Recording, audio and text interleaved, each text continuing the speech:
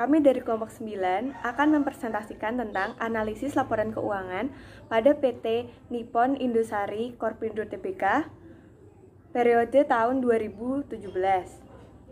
Kelompok kami terdiri dari yang pertama ada saya, Intan Nurmila Dewi, serta kedua teman saya, Dwi Yuliandriani dan Angelika Fide.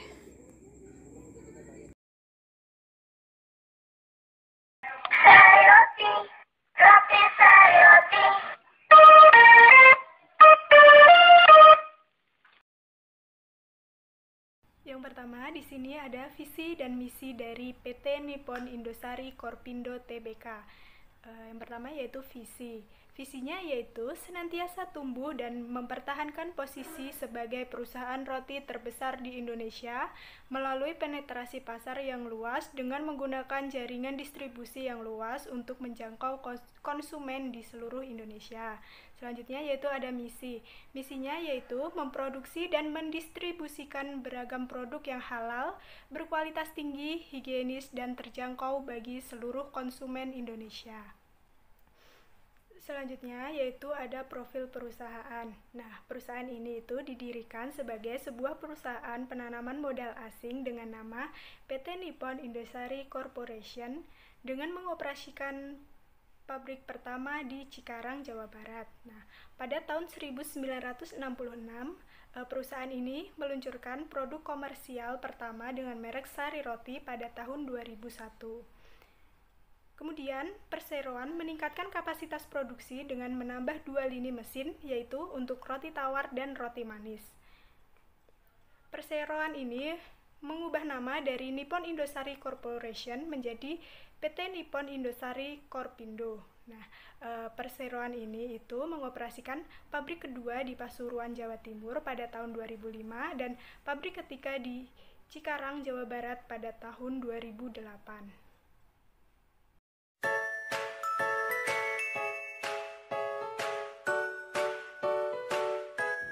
Di sini saya akan menjelaskan tentang rasio likuiditas.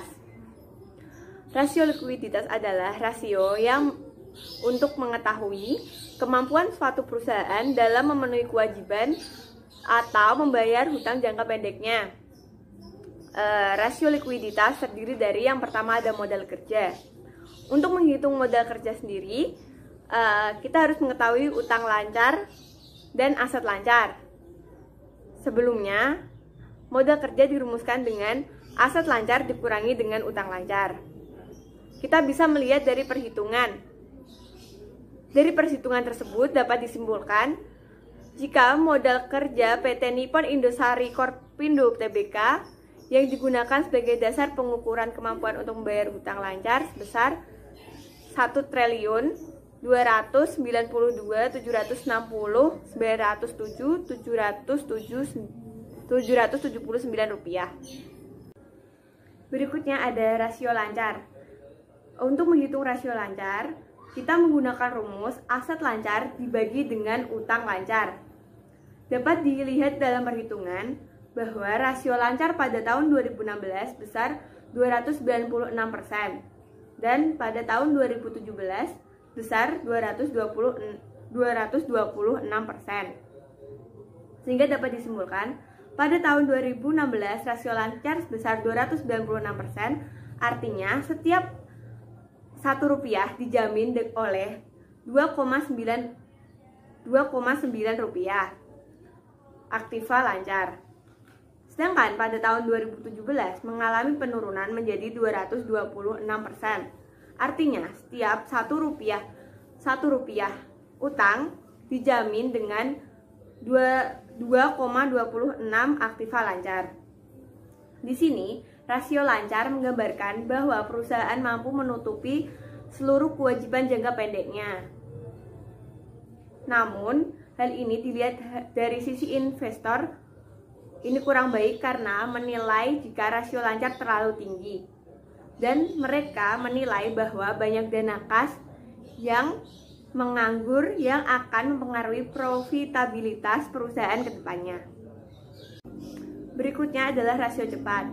Untuk menghitung rasio cepat dapat menggunakan rumus aset lancar dikurangi persediaan dibagi dengan utang lancar. Dapat dilihat pada tahun 2017, rasio cepat sebesar 280% dan pada tahun 2016 sebesar 221%. Hal tersebut dapat disimpulkan pada tahun 2016 rasio cepat sebesar 280%, yang artinya setiap Rp1 hutang dijamin dengan 2,8 rupiah aktiva lancar di luar persediaan. Sedangkan pada tahun 2017 rasio cepat sebesar 221%, artinya setiap 1% utang dijamin dengan 2,21 rupiah aktiva lancar di luar persediaan. Di sini rasio cepat mengalami penurunan dari tahun 2016 ke 2017.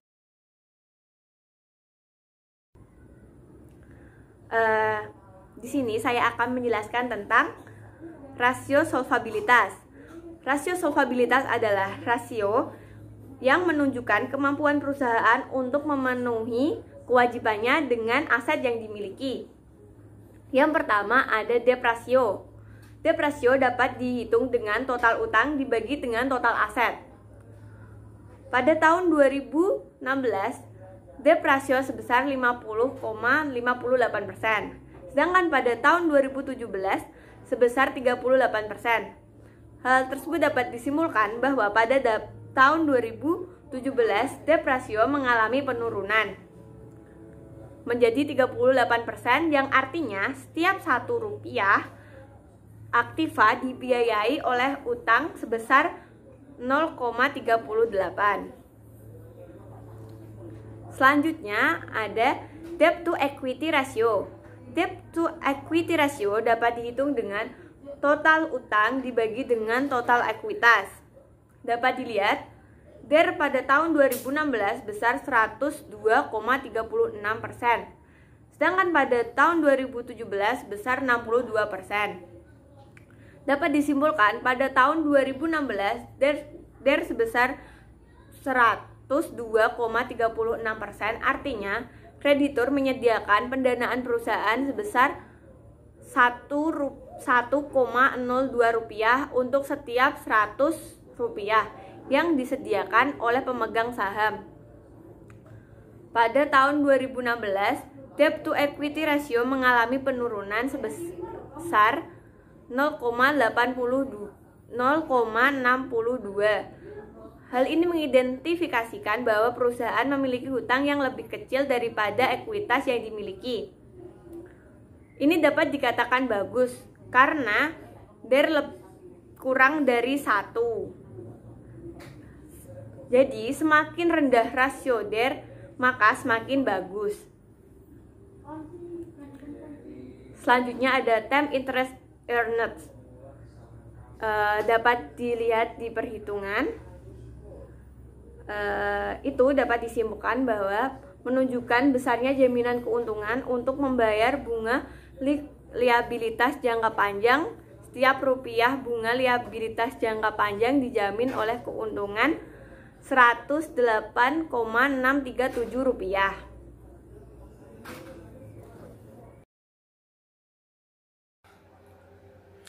Selanjutnya, saya akan menjelaskan terkait analisis rasio yang ketiga, yaitu rasio aktivitas. Rasio aktivitas adalah rasio yang digunakan untuk menilai efisiensi dan efektivitas perusahaan dalam pemanfaatan sumber daya atau aset atau aktiva yang dimiliki oleh suatu perusahaan.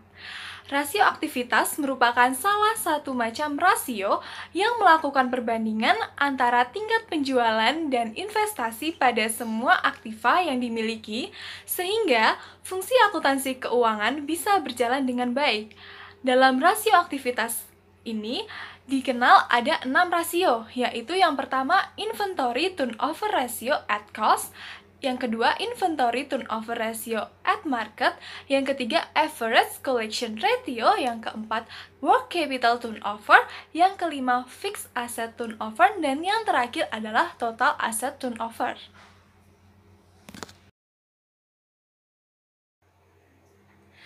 Sekarang saya akan menjelaskan terkait analisis rasio aktivitas yang pertama, yaitu Inventory Turnover Ratio at Cost. Rasio ini dapat diperoleh dengan rumus HPP atau harga pokok persediaan dibagi dengan rata-rata persediaan. Rata-rata persediaan diperoleh dari persediaan awal ditambah persediaan akhir dibagi 2. Nah, dari perhitungan di atas dapat dilihat bahwa inventory turnover ratio at cost-nya adalah sebesar 23,538982 atau dapat dibulatkan menjadi 24 kali.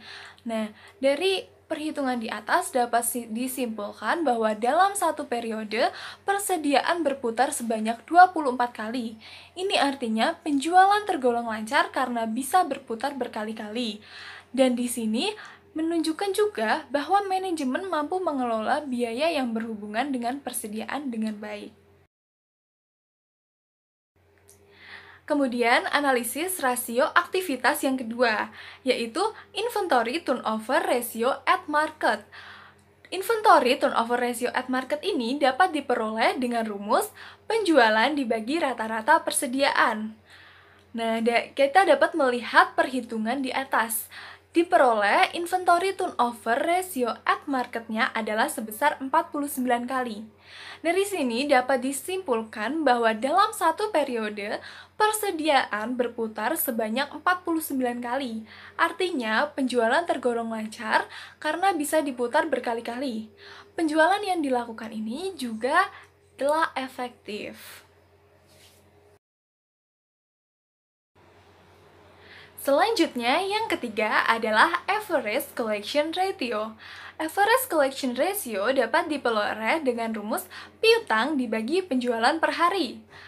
Dari perhitungan di atas dapat dilihat bahwa average collection ratio-nya adalah sebesar 50 hari. Jadi, rata-rata waktu hari penagihan piutang yang dibutuhkan oleh PT Nippon Indosari Corpindo adalah 50 hari. Yang keempat, Working Capital Turnover. Working Capital Turnover dapat diperoleh dengan rumus sales dibagi dengan Net Working Capital. Net Working Capital ini diperoleh dari aset lancar dikurangi dengan utang jangka pendek. Nah, dari perhitungan di atas dapat dilihat bahwa Working Capital Turnover adalah sebesar 1,93 kali. Jadi, dapat ditarik kesimpulan bahwa rasio perputaran modal kerja PT Nippon Indosari Corpindo Tbk adalah sebanyak 1,93 kali. Selanjutnya, yang kelima yaitu Fixed Asset Turnover. Fixed Asset Turnover dapat diperoleh dengan rumus sales atau penjualan dibagi dengan Net Fixed Asset. Dari perhitungan di atas dapat dilihat bahwa fixed asset turnover-nya adalah sebesar 1,25 kali. Jadi dapat disimpulkan bahwa rasio perputaran aset tetap PT Nippon Indosari Corpindo Tbk adalah sebesar 1,25 kali. Selanjutnya, yang keenam yaitu Total Asset Turnover. Total Asset Turnover dapat diperoleh dengan rumus sales dibagi total aset. Nah, dari perhitungan di atas dapat dilihat bahwa total asset turnover-nya adalah sebesar 0,55 kali. Jadi, dapat disimpulkan bahwa rasio perputaran total aset dari PT Nippon Indosari Corpindo Tbk adalah sebanyak 0,55 kali.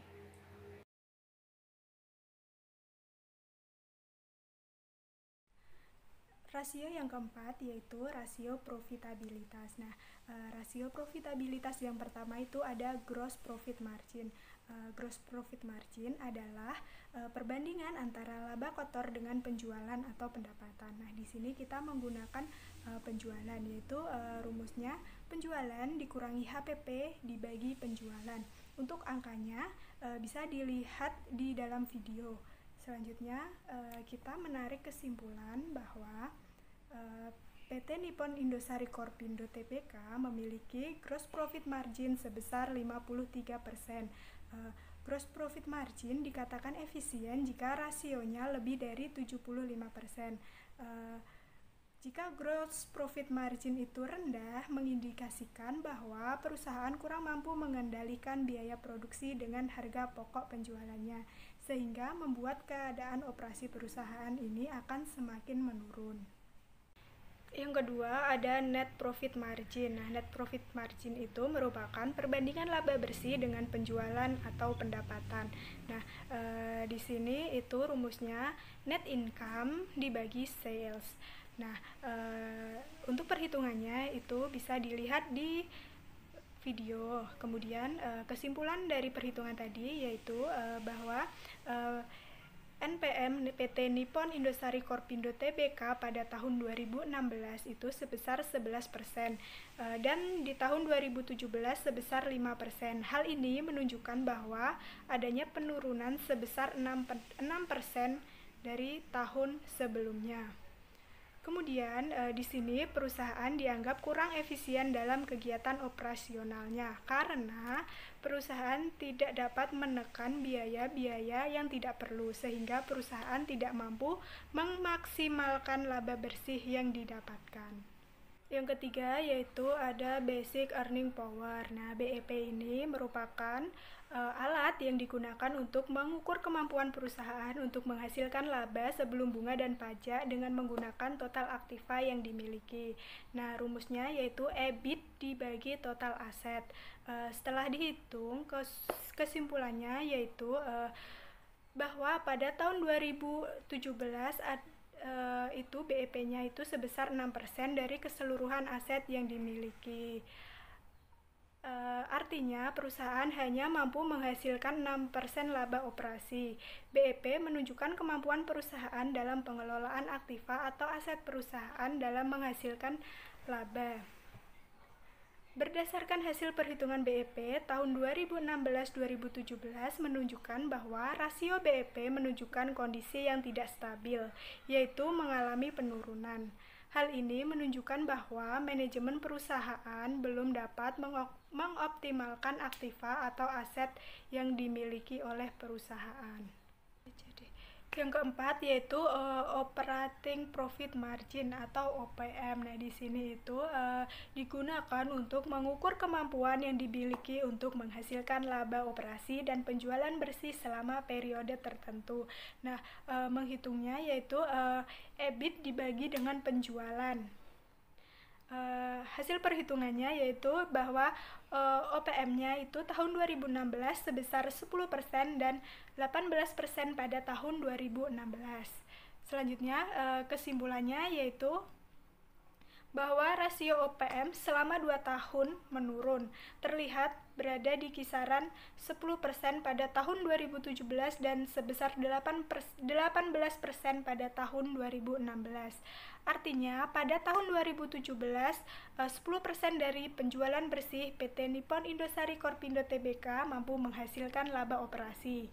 Di sini terjadi penurunan nilai OPM, maka perusahaan perlu berhati-hati dalam memaksimalkan aset untuk periode bisnis yang akan berjalan. Yang kelima yaitu ROA atau Return on Asset. ROA merupakan persentase keuntungan yang diperoleh dari rata-rata total aset. Nah, untuk perhitungan ROA yaitu dengan net income dibagi dengan total aset. Nah, di sini itu ROA-nya sebesar 3%. Jadi kesimpulannya itu ROA pada PT Nippon Indosari Korpindo Tbk adalah sebesar 3% dari total aset yang dimiliki. Ini berarti total aset yang dimiliki PT Nippon Indosari Korpindo hanya mampu menghasilkan laba bersih kurang dari 3%. Yang keenam itu ada ROE atau Return on Equity. Nah, ROE itu merupakan alat yang digunakan untuk mengukur kemampuan dalam menghasilkan laba dari investasi pemegang saham. Nah, rumusnya yaitu net income dibagi dengan ekuitas. Kemudian ROE pada tahun 2017 sebesar 5% dan ROE pada tahun 2016 sebesar 19%. Hal ini menunjukkan bahwa ROE ROE pada tahun 2017 menurun sebesar 15%.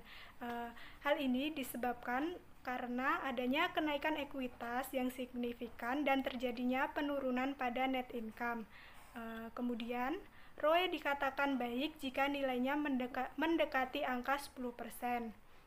ROE ini sangat penting, yaitu digunakan untuk menarik perhatian dan menunjukkan tanggung jawab kepada para investor.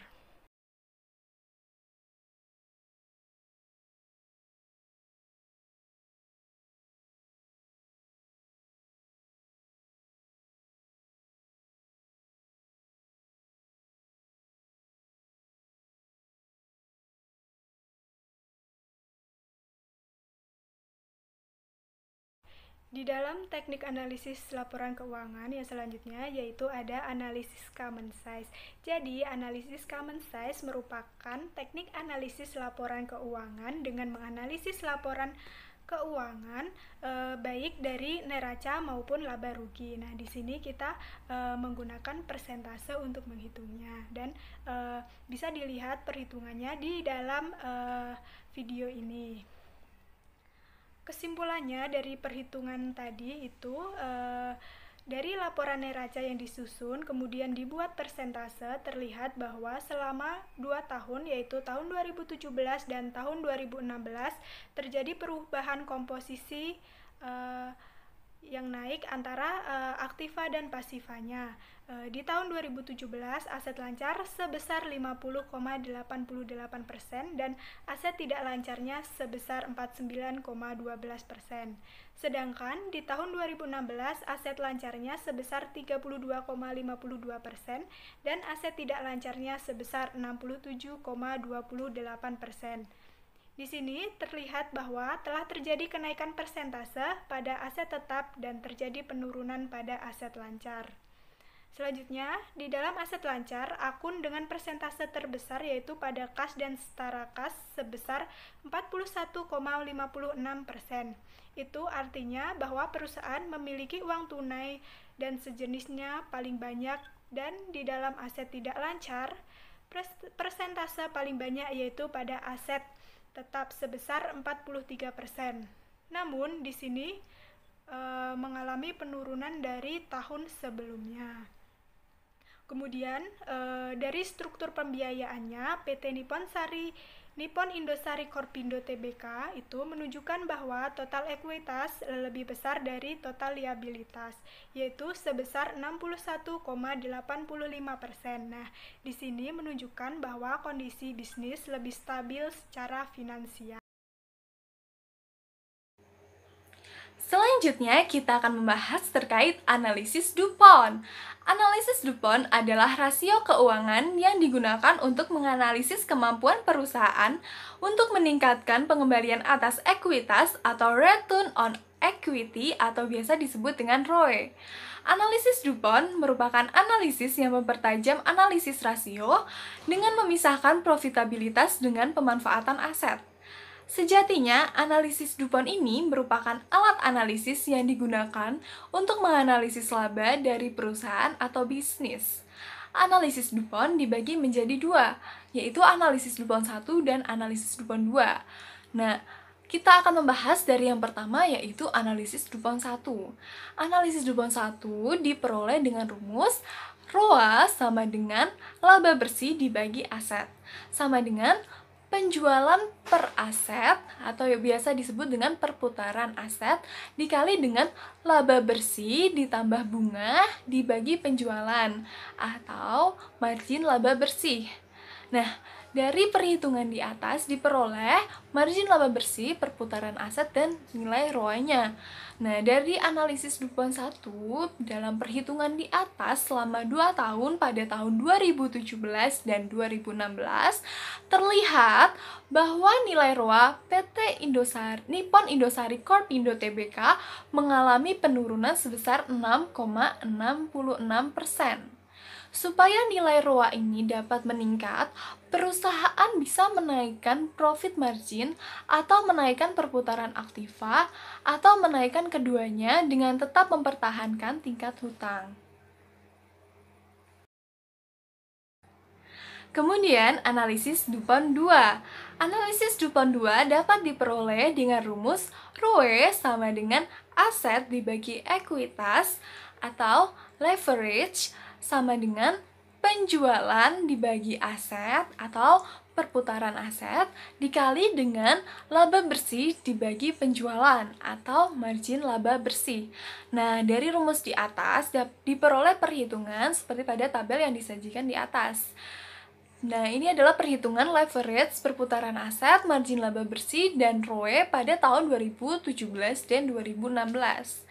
Nah, dari analisis Dupont 2 ini, dalam menghitung nilai ROE selama 2 tahun ini, terlihat bahwa nilai ROE pada PT Nippon Indosari Korpindo Tbk mengalami penurunan sebesar 6,61%. Supaya nilai ROE ini dapat meningkat, perusahaan dapat meningkatkan financial leverage atau menaikkan jumlah hutang dengan mempertahankan nilai ROA.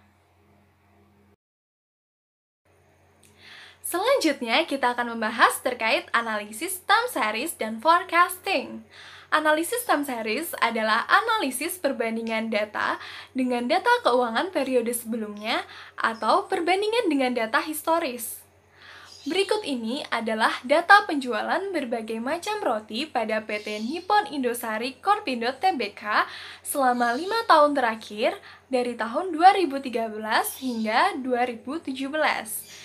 Di sini dapat terlihat produksi roti dari PT Nippon Indosari Korpindo Tbk ini terdapat 4 jenis, yaitu roti tawar, roti manis, kue, dan lain-lain.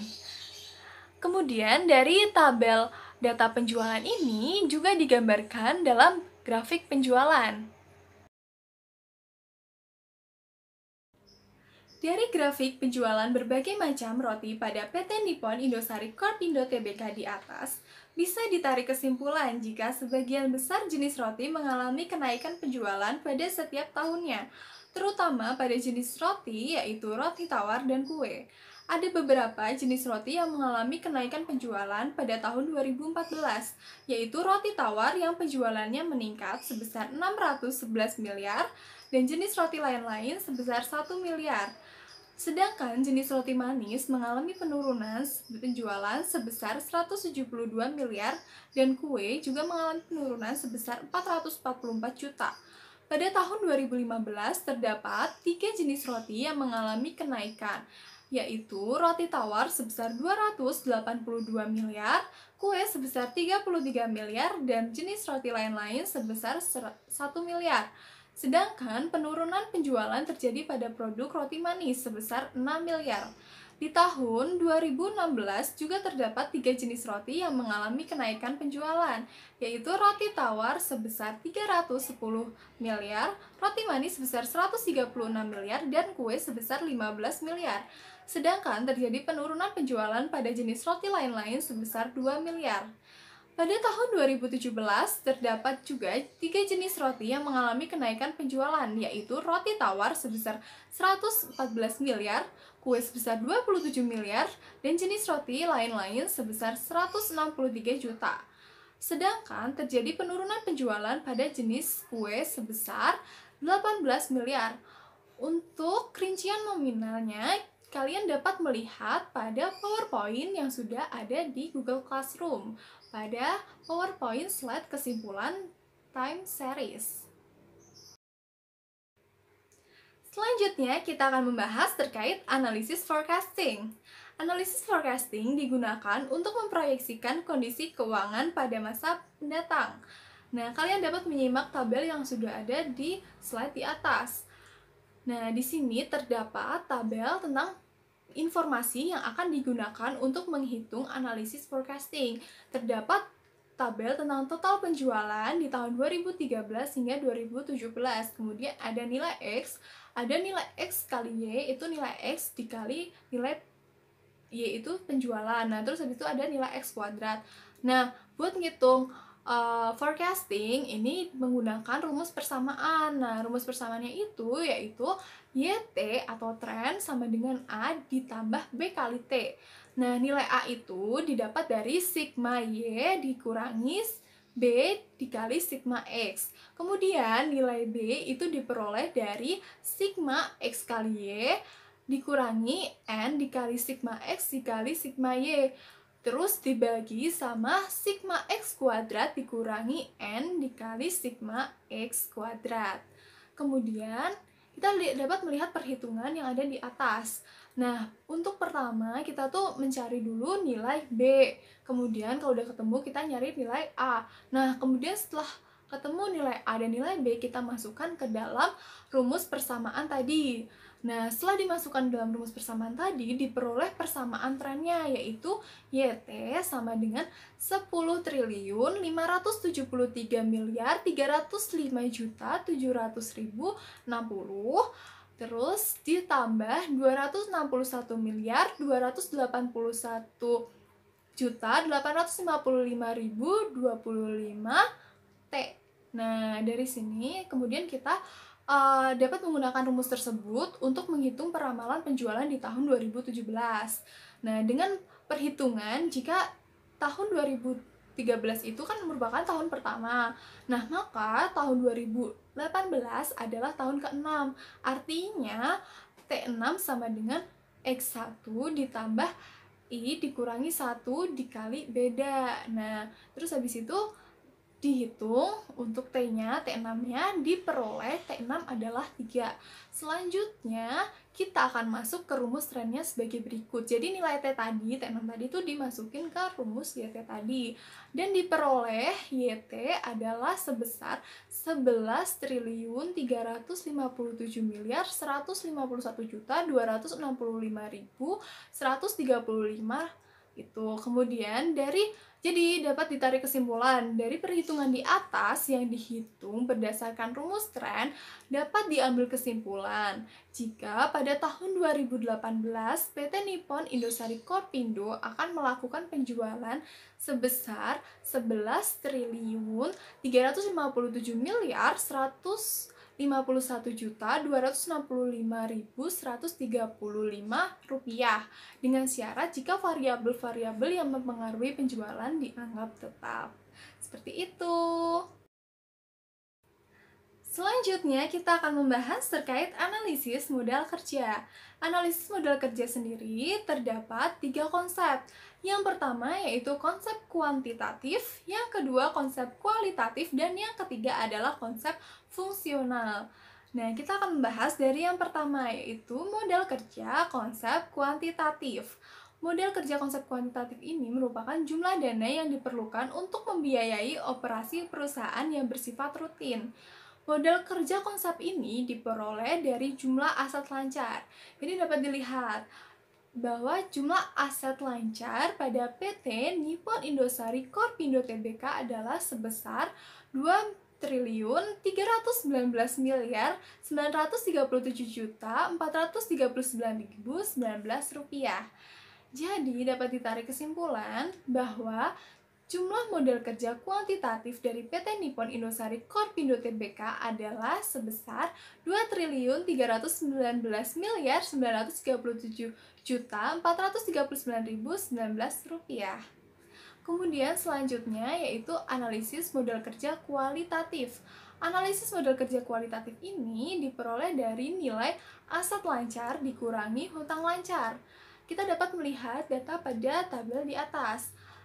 Aset lancar yang dimiliki oleh PT Nippon Indosari Korpindo Tbk yaitu sebesar 2.330.7.439.019 rupiah, dan total liabilitas jangka pendek atau hutang lancar yaitu sebesar 1.277.176.531.240 rupiah.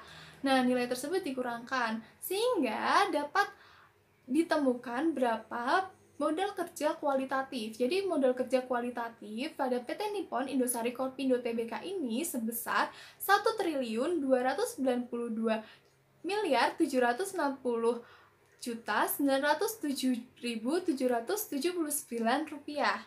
Dan yang terakhir yaitu analisis model kerja konsep fungsional.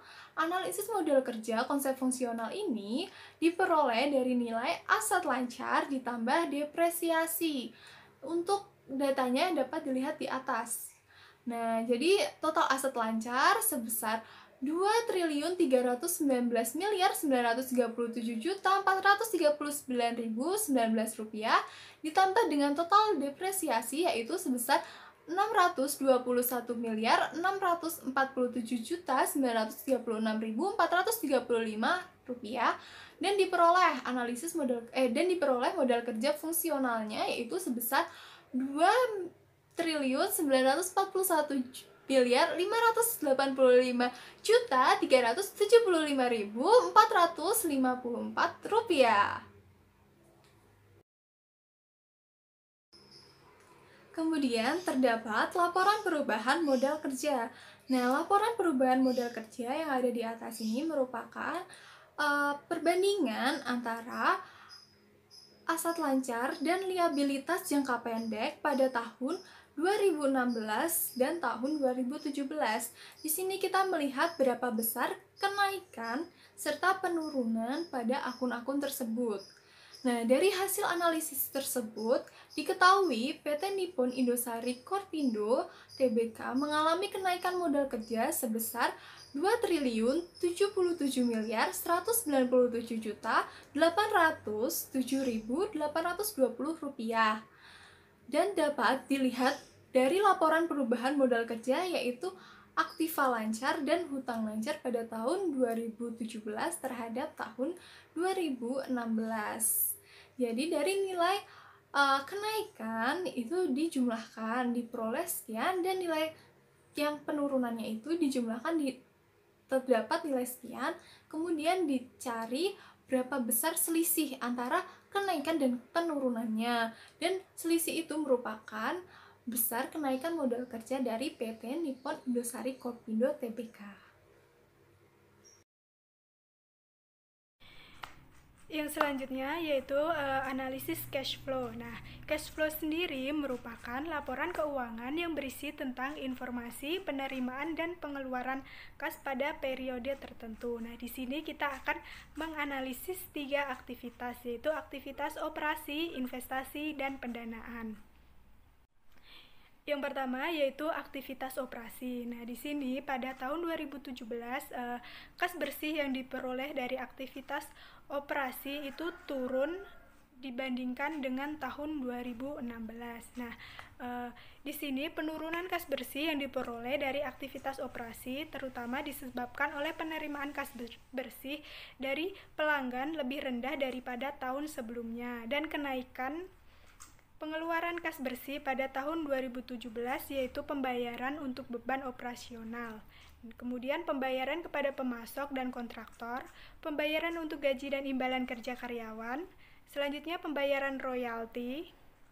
Nah, namun di sini terjadi kenaikan penerimaan namun tidak signifikan pada arus kas terjadi pada penerimaan dari penghasilan bunga dan pembayaran pajak penghasilan turun di tahun 2017.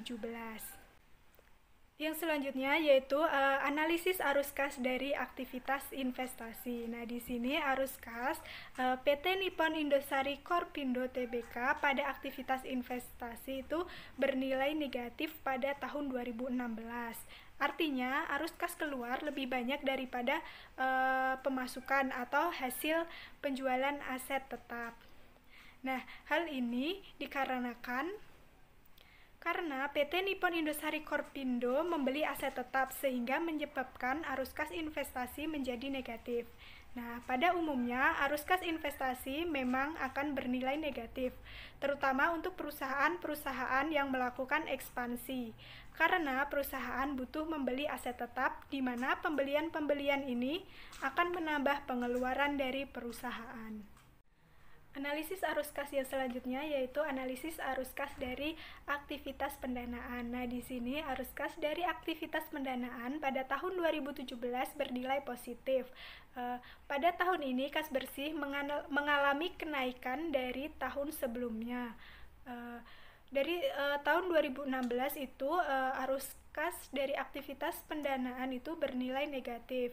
Selanjutnya, kenaikan di sini itu disebabkan oleh penerimaan kas melalui HMTED setelah dikurangkan dengan biaya emisi efek.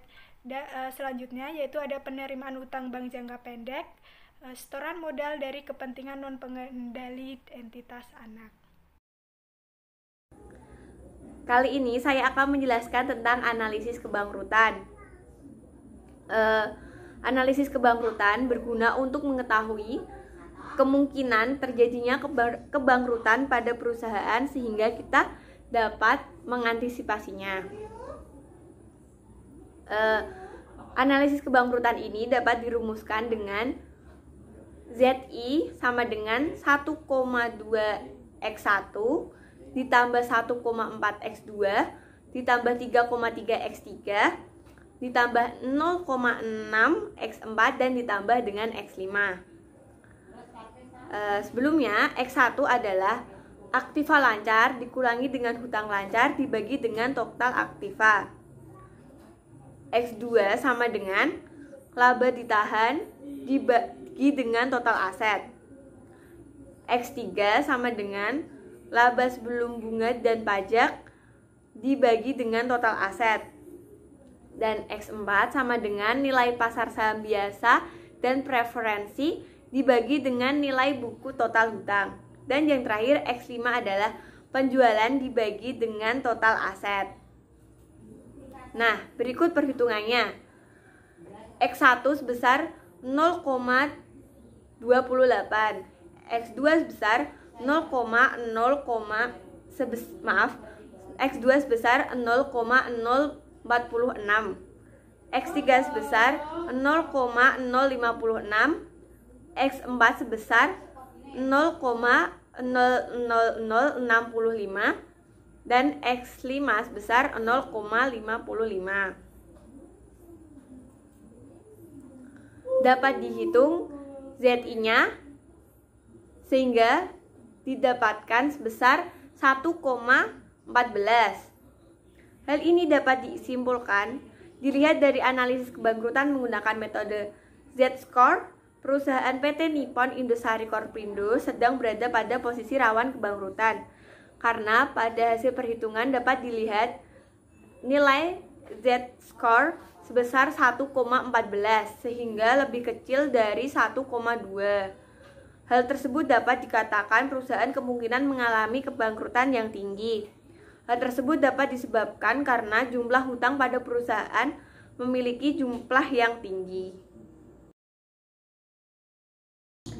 Sekian presentasi dari kelompok kami. Terima kasih atas perhatiannya. Bila ada salah kata, kami minta maaf yang sebesar-besarnya. Sekian. Wassalamualaikum warahmatullahi wabarakatuh.